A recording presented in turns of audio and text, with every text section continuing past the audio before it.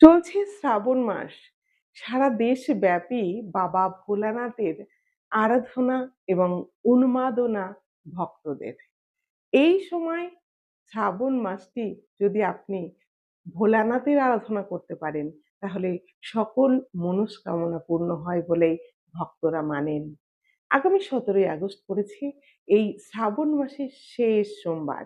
এই দিনটি আরো বিশেষ। কারণ এই দিন পড়েছে নাগপঞ্চমী তিথি। আবার এই দিনই অনেকেই মা মনসার আরাধনা করে থাকেন। দিনটি বিশেষ মাহাত্ম্যপূর্ণ। যদি আপনি এই ৪ রাশির জাতক জাতিকা হয়ে থাকেন, তাহলে আপনাদের জন্য আরো এই দিনটি স্পেশাল। সেই ৪ রাশির উপরে ব্যাপক প্রভাব পড়বে এবং মহাদেবের কৃপা ও আশীর্বাদের হাত থাকবে যদি এই ৪ রাশির ব্যক্তি আপনি হয়ে থাকেন এবং এই দিন নিষ্ঠা ভরেই বাবার আরাধনা করতে পারেন। বাবার আরাধনা করবার জন্য বিশেষ কোনো আড়ম্বরের প্রয়োজন হয় না। গঙ্গাজল এবং বেলপাতাতেই কিন্তু বাবা সন্তুষ্ট হন বলেই কথিত আছে। তাই আপনি যদি এই ৪ রাশির জাতক জাতিকা হয়ে থাকেন, তাহলে অবশ্যই শেষ দিনটি পালন করার চেষ্টা করুন। আপনার জীবনের সকল বাধা কেটে যাবে। আর বাধা কাটবে, ঋণ মুক্তি হবে, আর্থিক উন্নতি হবে। আপনি যা চাইবেন মোটামুটি সবটাই আপনার পূর্ণ হতে চলেছে।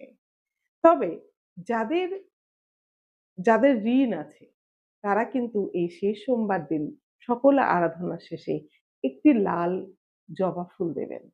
তাহলে আপনার ঋণ মুক্তি আরো সহজ হবে। আর যদি আপনি ক্রনিক কোনো রোগে ভোগেন, বহুদিন ধরে অসুস্থ, তাহলে আপনি সমস্ত আরাধনার শেষে আপনি ১১ টি যব, গম আর যব হয়, সেই যব শস্য যদি আপনি প্রদান করেন, রোগ মুক্তি হবে। আর সবচেয়ে ভালো যেকোনো রাশির মানুষই করতে পারেন। এই দিন যদি বাড়িতে কিংবা কোনো শিব মন্দিরে একটি রূপোর নাগ বা সাপ তৈরি করে দিয়ে আসতে পারেন বা আপনার বাড়ির শিবলিঙ্গে রাখতে পারেন। তাহলে কিন্তু সবার জন্য খুব বেশি মাহাত্ম্যপূর্ণ হয়, আশীর্বাদ পাওয়া যায়। যাই হোক, সেই ৪ রাশি কারা? যাদের জীবন বদলে যাবে, গোল্ডেন টাইম আসবে জীবনে। সেই ৪ রাশি হচ্ছে মেষ রাশি, বৃশ্চিক রাশি, কন্যা রাশি এবং মিথুন রাশি।